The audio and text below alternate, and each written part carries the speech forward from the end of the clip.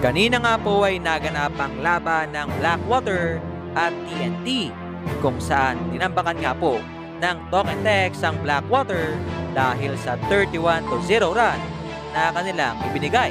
Kung kaya't muntikan pa nga po nilang malagpasan ang Barangay Ginebra in terms of run dahil nga po sa malaking tulong ni Roger Pugoy.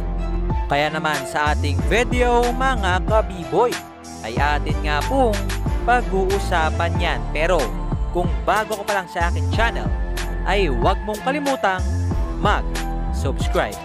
Kanina nga po ay nanalo ang Talk and Text sa Blackwater sa score na 127-89 kung saan 38-point lead nga po ang kalamangan ng Talk and Text at pawang dahil nga po yan sa malaking contribution ni Roger Pugoy na tumikada ng 28 points kung saan kagulat-gulat nga po dahil ayon sa kanyang coach kagagaling lang pala ni Pugoy sa sakit.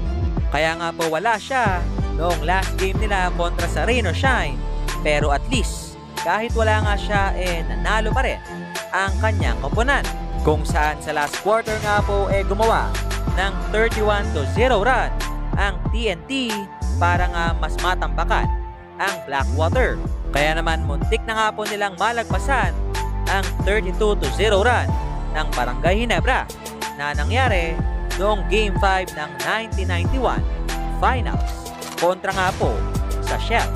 Kaya naman yon, hanggang dito na lang at maraming salamat sa inyong pagsubaybayan once again. This is me, Bob GameStyle TV, saying, bye-bye!